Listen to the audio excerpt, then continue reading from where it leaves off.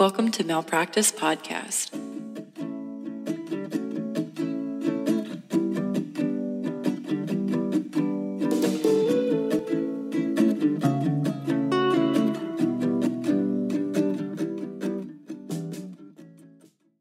So, are you ready to get started? Yes, I am. Are you ready to be started?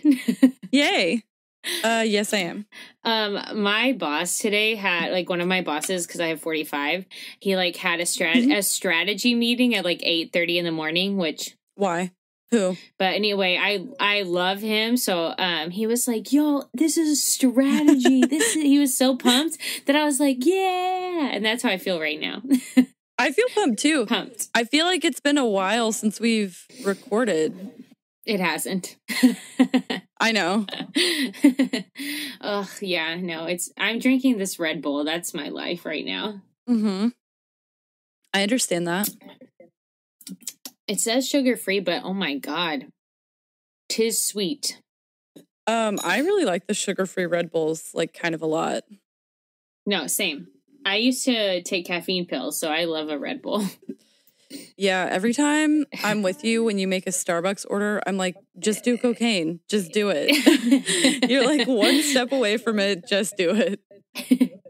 I'm like, hi, could I have a cold brew, add a shot of espresso, and 4 pumps of some sugar? Add 17 shots of espresso and then 14 pumps of sugar. Yeah, sounds right. It sounds delicious. Dear Lord. Dear Lord. Sydney recently had a birthday, everyone. I did have a birthday. I think it was the last fun one. I'm 29. And fine. I'm feeling fine for right at this very moment. Divine. I feel fine, but I think next year I'm going to be miserable. No, you're going to be awesome. I don't want to turn 30. I'm not ready to be 30. Well, I've been acting like I was 30 for 40 years, so I feel pretty good about it. Mm-hmm. I think you were born a 30-year-old. Except I hate cleaning. That's the only thing. No, yeah. That's fair, but in every other aspect of your life, 30 has always been 30. 30.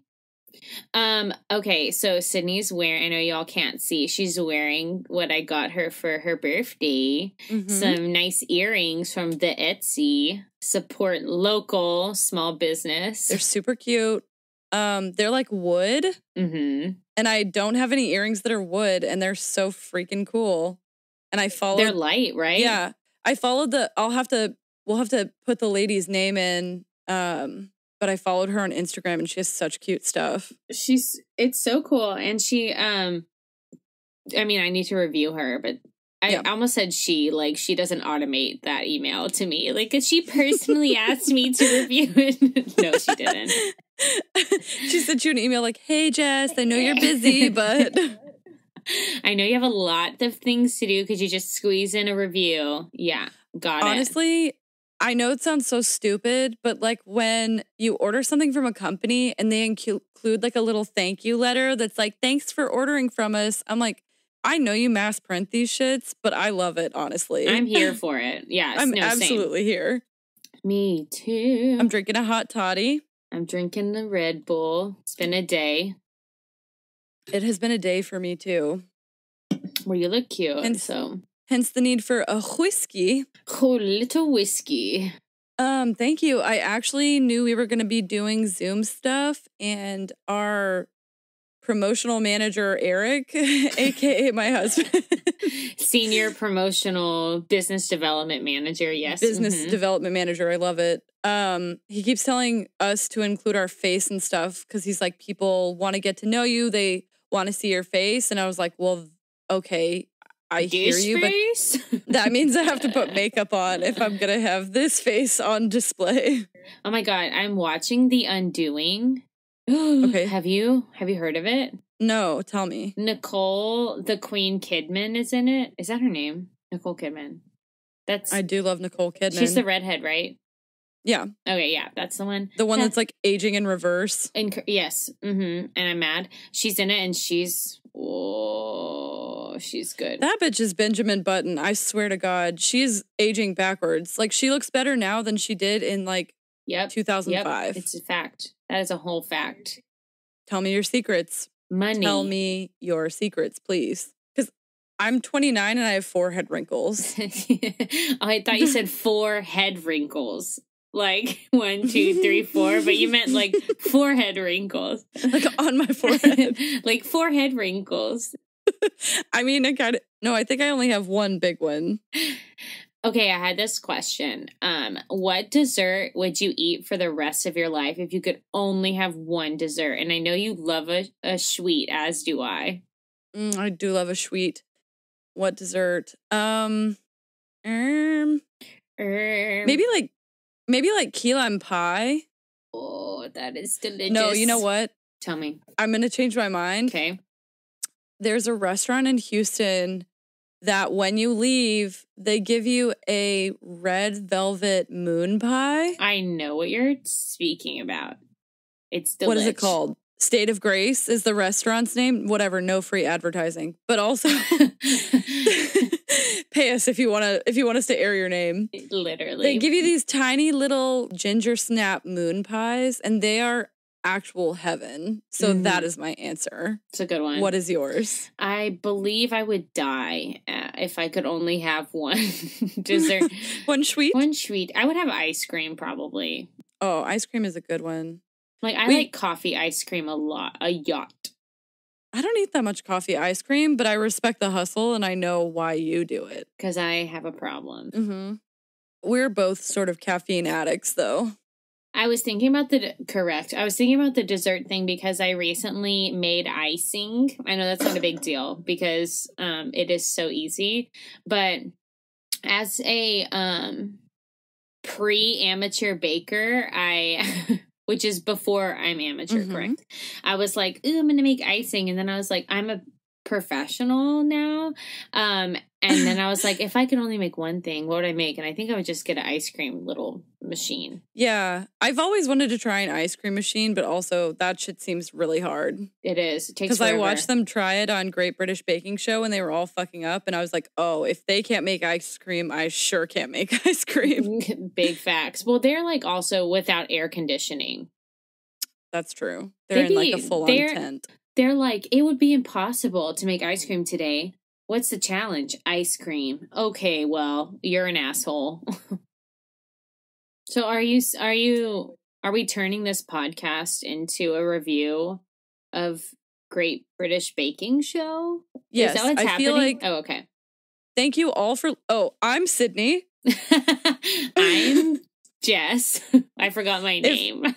If this is the first time you've listened, welcome. This is a show where we review episodes of the Great British Baking Show. Literally. No, I'm just kidding. No, we don't do that. You want to get into your story? I'm so excited. Honestly, I cannot, but yes, I do. Okay. Are you ready? I'm officially ready. Okay. So I am talking about the father of gynecology. Oh. Ready? The father of gynecology. Oh, go ahead. Oh, no. Oh, I'm already mad. Oh. That's all I had to say. Yes, correct response. The father of gynecology had a statue in New York City Central Park until August of 2018 because there is a higher being. Love it. His name, J. Marion Sims. I'm going to call him Sims or Simmy for the rest of this episode. We love Simmy. I do. Will now stand at the cemetery where he is buried, possibly the most famous American surgeon of the 19th century. Now, I already know that listeners may be wondering, and probably Sydney too, are these the only issues Jess cares about? Gynecology, women's troubles. The answer is yes, and mind your business. Just kidding. Just kidding. $0.00 to mind your business. I did take a break and covered something else, so relax. I'm just fascinated with the way that history is working itself out in these modern times. And let me explain it a little bit. The statue was installed across from the New York Academy of Medicine in 1934. Now let's just think for a moment about the year 1934.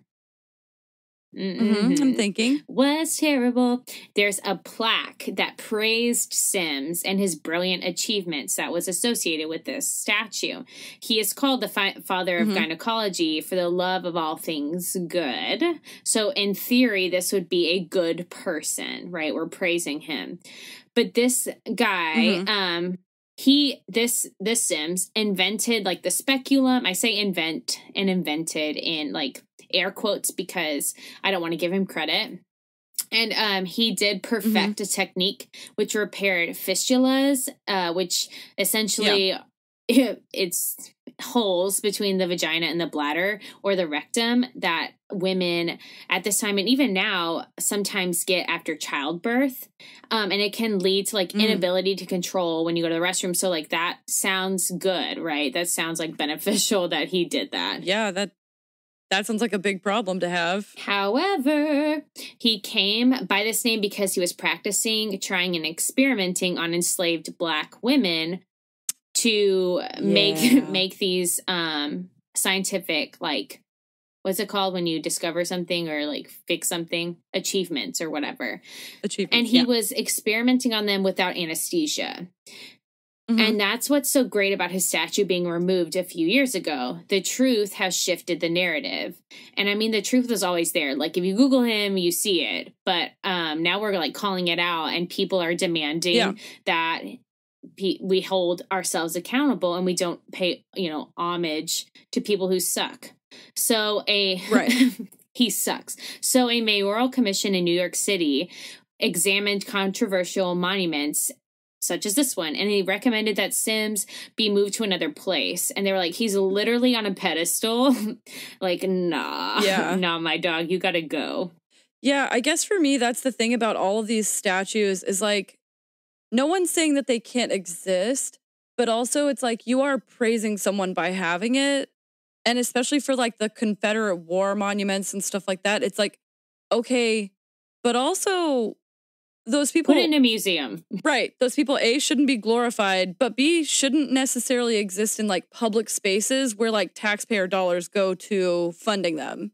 Right. And if you're a person of color, you're paying, like, even if you're not and you care about these things, which everyone should, your taxes are going toward like caring for the monument of someone who is like a horrible fucking human. So it's like, okay, like you obviously know that you can pick and choose what part of history like you cover. Yeah. And you can pick and choose who to celebrate. You're just choosing the wrong people because they don't affect you. Right. Yeah. Or because people who weren't affected by it controlled the narrative for so long. Exactly.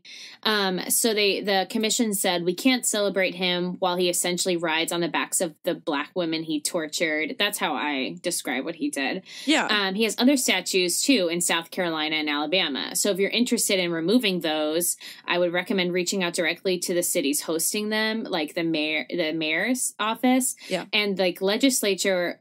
They also control whether or not monuments can be taken down too.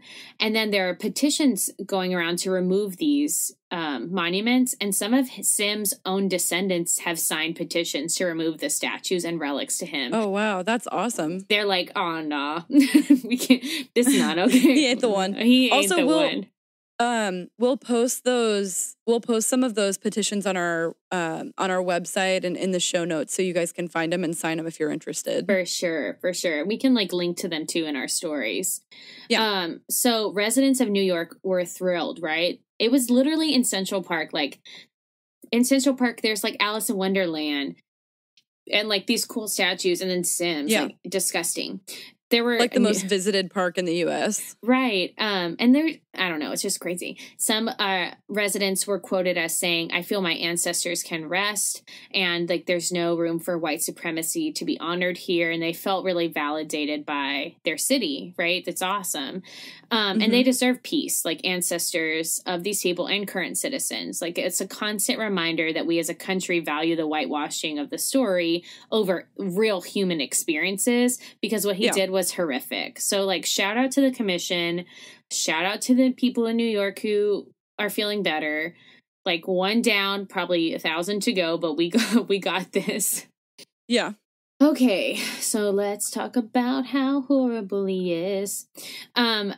Possible trigger warning, per usual. We've committed to being as honest with the truth as possible. And it can be ugly, right? Yeah. And that may trigger some people. And I just want to warn, I'm going to be referencing slavery, property in relation to people, what I consider medical torture, and the history of whitewashing and rewriting so that it sounds better to the majority. So just trigger warning if that's not something you're interested in, or something that you could really be emotionally affected by. Feel free. Hop out. Skip this episode. Skip it up. So Sims got his medical degree from Philadelphia Jefferson Medical College and began working in Alabama from 1835 to 1849. I don't know why I laugh every time. I'm like, that's not a real year. Yes, it is. Yeah. Does not feel real. At that time, doctors, I put it in air quotes because at that time making him a doctor would be like interning with a doctor, taking a 3-month course and studying for a year at a medical college. Okay. And now he's a doctor. Cool. So, yeah. Feels like you need a little more training than that, but what do I know? I mean, love what we do now. Could be more. He's reported to have little interest in diseases affecting women, and he wrote at one time, if there's anything I hated, it was investigating the organs of the female pelvis. So why did he do it so much? Let's talk about it. So he started his little practice in Lancaster, South Carolina, and had 2 people die. And then he relocated to Montgomery, Alabama, because that's where everything horrible happens. Honestly, no shout out to Alabama. Yeah, nah. Unless you're in Alabama, and then please keep listening. I mean, just the history is real tough. I mean, we get it. No, absolutely. He was practicing, experimenting, and figuring out his new surgeries on enslaved women. And why? Like, why was that, right? Well, he would just have to ask their owners who would give consent.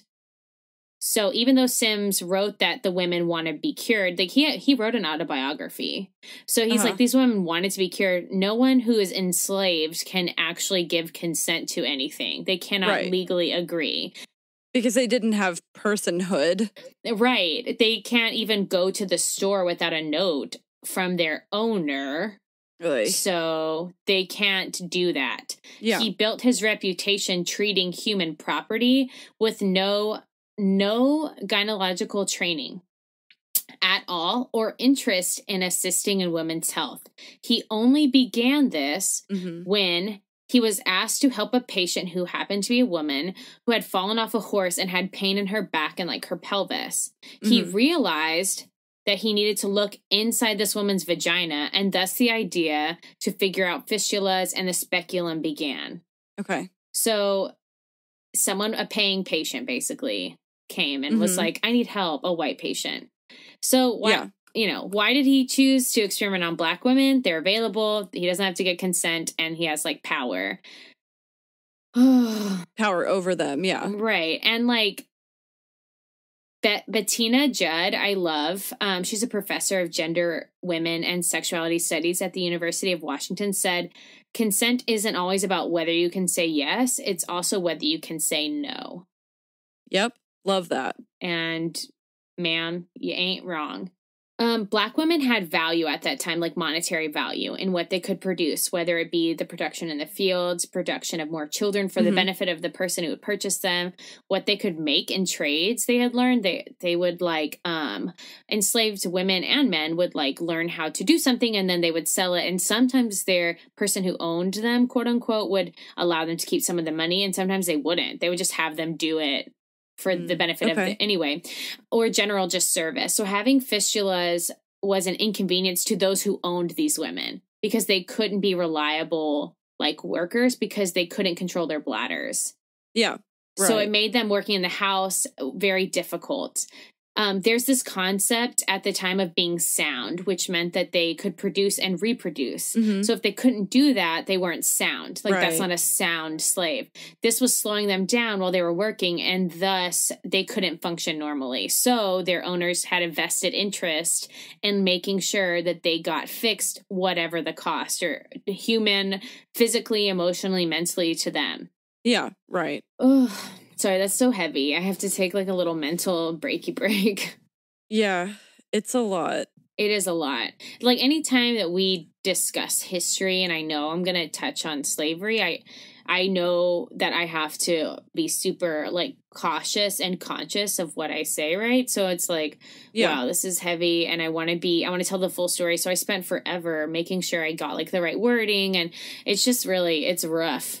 Yeah, it definitely is. And then, as we know and have discussed in other episodes, people really thought that Black women and men did not feel pain like white people. Like, the risk was worth it because they literally didn't experience pain, which is obviously not true. But I mean, we've touched on this, like, that's still a thought today.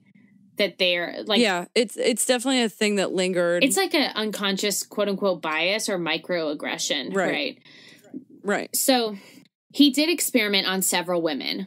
We only know 3 of his victims by name, though there were at least 10 survivors. The names we know are Anarcha, Lucy, and Betsy. First of all, I love the name Anarcha / want to name my child Anarcha because that's fantastic. It's so pretty, right? Yeah. I really like that a lot. And I wanted to, there's not much on them, like no last name that I could find, even though, like, most of the time, obviously, like, people that were enslaved, they, like, didn't have, like, a last name that was theirs, or even a name that was theirs anymore, right? They're, like, renamed and whatever. But I wanted to, like, speak their names into this as I learned them. Yeah. So these 3 women were referred to in Sims' own autobiography that he himself wrote. So he says that he proposed to the owners of these women that he would not do any procedure or experiment or operations that would endanger their lives. That was his thing. Like, I'm not going to murder them. I just want to, like, figure out what's going on in their vaginas. Like, it's so close to me being like, this is medical rape and, like, assault. I was so close to calling it that. I don't know what you think about that. Okay, let's talk about, I guess I want to hear, like, what his purpose was for all of this. Like, what was he going for? So he wanted surgical experimentation. That's what he wanted. So he didn't really purchase the women. He just, like, purchased the use of them, but he still required like the people who quote unquote owned them to pay their taxes on them and, like, supply clothing. And then Sims would complain in his writing about having to feed the women, that it was like an inconvenience that he would have to. Wow, that must be so hard for you. Yeah. He's really a charmer, let me tell you. I have a picture of him for the post, and he is not cute at all. He looks exactly like you'd think he'd look. Okay, perfect. So where do we think? Is it medical rape or medical torture? I'm on the fence about it. It almost seems to me like if he's doing surgical experiments, it leans closer toward, like, genital mutilation, maybe? Ooh. But he didn't mutilate their genitals. Yeah, I mean, but also it's like if you are doing surgery and you don't really know what you're doing, it seems like it could very easily slip into potentially mutilation. I don't know. No, I'm on the fence, but it's very clearly fucked up, whatever it is. Whatever this is, it's not great.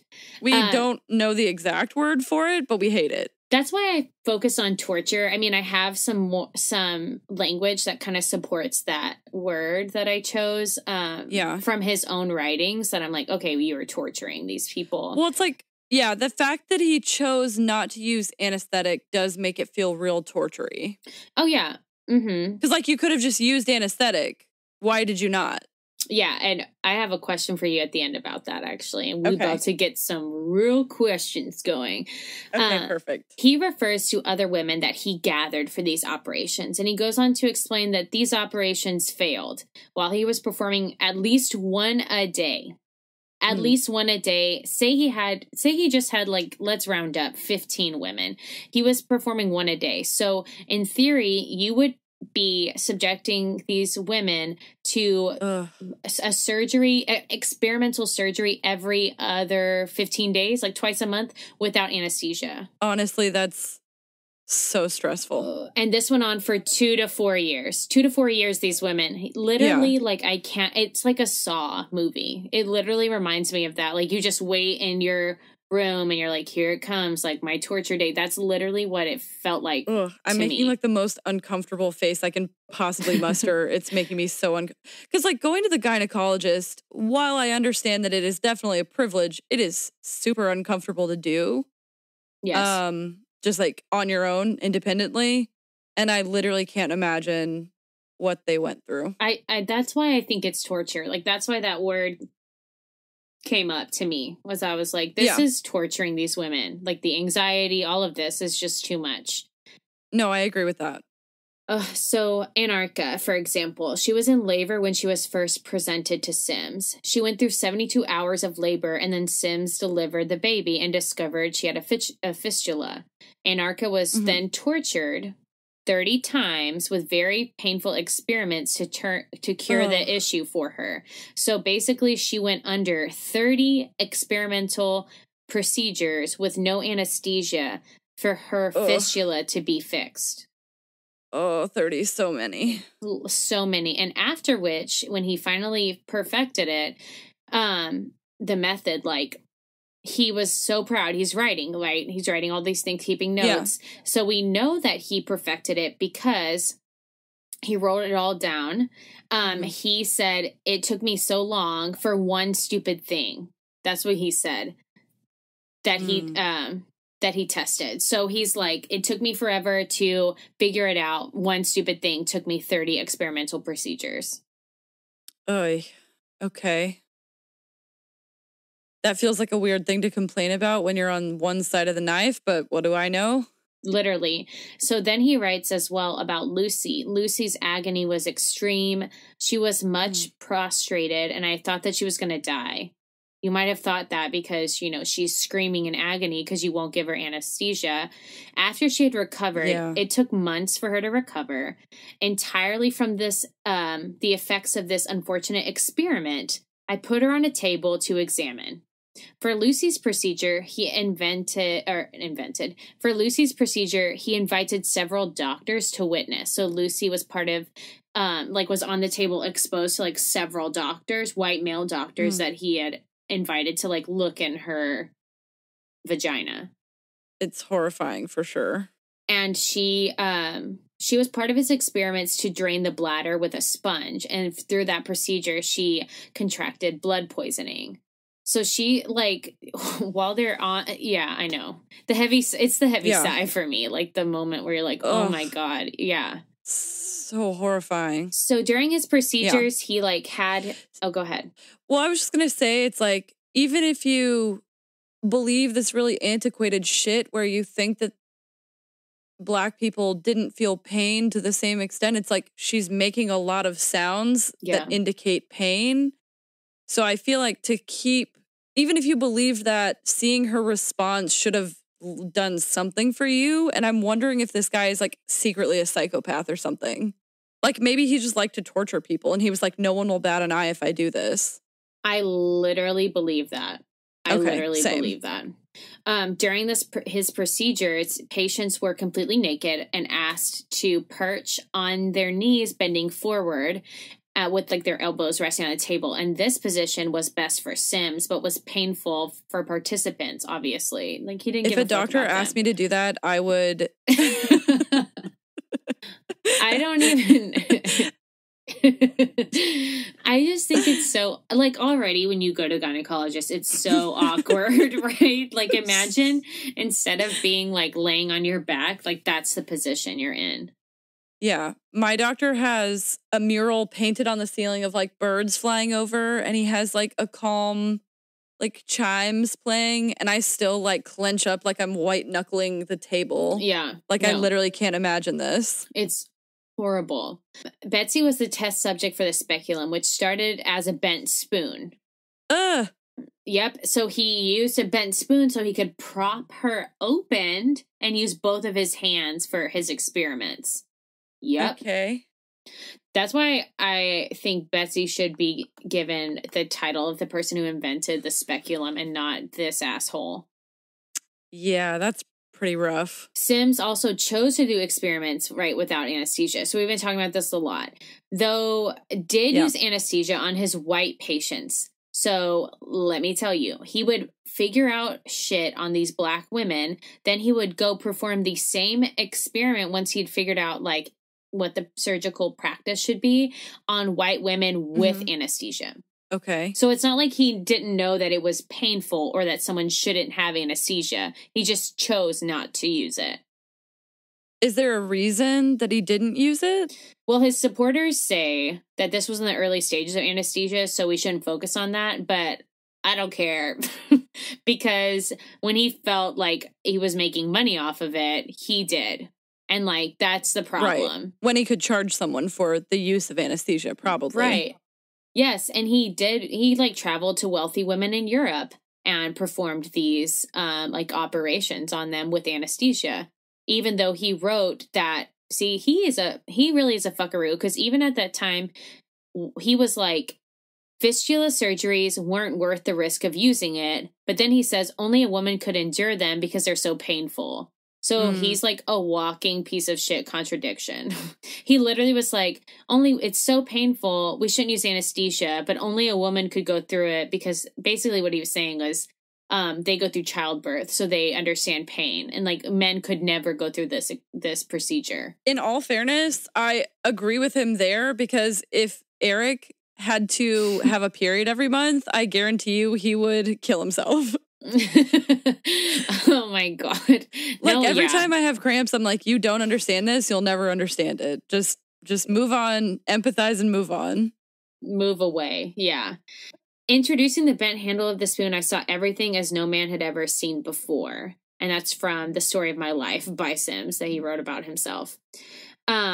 That's pretty pretentious to write a story about yourself and call it The Story of My Life, because no one cares. Literally nobody. Just like A of all. But Bettina Judd wrote this. I have been bent in other ways. To open the body makes sense. Sims invents the speculum. I invent the wincing. The if you must of it, the looking away, the here of discovery. So that's it. Oof. It's like a short little, it's like powerful. That really powerful. Yeah. But don't worry. Sims didn't only reserve his horribleness for black women. He also tested surgical treatments on black children with little to no success. He would operate on them using shoemaker's tools to pry their bones apart and loosen their skulls. Oh, that made me hurt. Yep. He is literally POS. Jesus Lord. In the 1850s, almost said 1950s. Nope. If he did this in the 1950s, I'm burning you to cut it to the ground. I will burn everything to the ground. Even the 1850s. But he moved to New York and he opened the first women's hospital where he continued testing medical treatments. When any patients died, he blamed the ignorance of their mothers and the black midwives who were in attendance, taking no blame himself. That sounds right. And then, based on everything else I've heard. Literally. So here's the question. And this is like a debate in the medical community. I have found so many people defending him, which boo to them, you're trash. Well, that obviously takes my side of the argument. But was he a man of his time, or was he an asshole? Like, what do you expect of a doctor in the 1800s? That's what his supporters say. Yeah, they're like, he was being super great and innovative for the 1850s. Like, what do you want? I guess can we blame him, basically? What I would say is the fact that he did use anesthetic on his white patients makes me understand that he knew that people needed anesthetic. Right. I guess my biggest issue is obviously that he's experimenting on people who cannot consent. But like in the 1850s, like they didn't give a shit about consent, right? So let's like ignore that just for right now. To me, the next biggest issue is that he talked about how painful the experiments would be. He knew how painful they were. He obviously saw the responses of the women he was experimenting on and still chose not to give them anesthesia. Yeah. So part of me wonders if he was like a weird, like masochist, right? Yeah. Or like a sadist. What's the one? Masochist is where you like pain for you. Sadist is where you like it on other people. Yeah, he was a criminal minds guy. So he's like a weird sadist. Yeah. Yes. I think that And honestly, because he was doing experiments on people's vaginas, maybe he was like the first noted, well, probably not the first, like sexual sadist. Maybe, probably. Because he talks about how he doesn't feel like he should have to waste time with like women's issues. Okay, so then like, why are you doing it? Literally. And it feels like maybe to me, it was either like money, right? Which automatically makes him a piece of shit. If you're like if you're torturing people so that you can save money on anesthesia, then like obviously you suck. Yes. And the alternative is you knew it and chose not to give them anesthesia, knowing that they were in pain, knowing that like one of them almost died. Yep. And so I guess to me is like, you can talk about the outcome, but glorify the people who sacrifice something, right? Right. Like glorify the women who... The survivors. Basically gave their... however unwillingly, the women who gave their comfort and their bodies to the cause. Yeah. Like glorify them, make statues of them. Right. And that's what they wanted in New York. They wanted, like, there were some protests, and I'll share the pictures of them on our story on the day that this posts, because women had, like, blood-stained shirts on, and they were standing at the monument. Basically what you're saying is, like, honor the truth of it, right? And it's like, I have this issue where I expect people in history to be not trash. And I had to remind myself through this reading that he was the first person who even cared to look, like according to the books. But I still think he's I think he did it for money. And I think that he's trash because he could have been better. Like, it's not like there weren't abolitionists at the time. And then to complain about it, I think he probably wasn't a very good student in med school. And he killed 2 people before he moved to Alabama. And I think he was like, this is kind of like low risk because no one cares about these women anyway. Like, let me see if I can make a name for myself. That's how I think he was. I completely agree about the thinking it was like low risk, especially if you've like gotten the consent of their owners. Like, you think that in your mind, you're doing experiments on someone who is less of a person than you. And just that mentality to me is like, you already fucked up. You already fucked up because so let's say if you think that they're less of a person, then why does doing experiments on them to gain knowledge that you can apply to white patients make sense? It wouldn't. It doesn't make sense. The only reason it makes sense is because you know that they're a person. You know that they're the same as the people you're looking at. I was mad when I was reading this, but then I was like, you know what? They're taking the statue down. And then, of course, I was like, well, it's a 2018. They took it down. Like, it wasn't like they took it down in 2000. But progress is so slow. And rewriting history is so hard. Even the control of the pen of the history book, like, it is painfully hard to give that authorship up. So it's like, shout out to New York, right? Like, shout out to the commission for doing the thing. It is. But when we do that, then everyone wins because we will then honor who deserves to be honored and we'll right the wrongs. Like, we will give, it's basically like a historical and, like, in this case, a physical reparation. Yeah, absolutely. To me, it's like these women represent like a more graphic and stressful version of what happened to Henrietta Lacks, but it's like effectively the same. I was thinking that so much when I was writing and reading. I was like, this is some HeLa cells bullshit right here. That was great. I mean, it's horrible. It's the worst, but good job telling it. We'll post some pictures of old Simsy. You can rip on him if you feel like it. You should, because he's trash.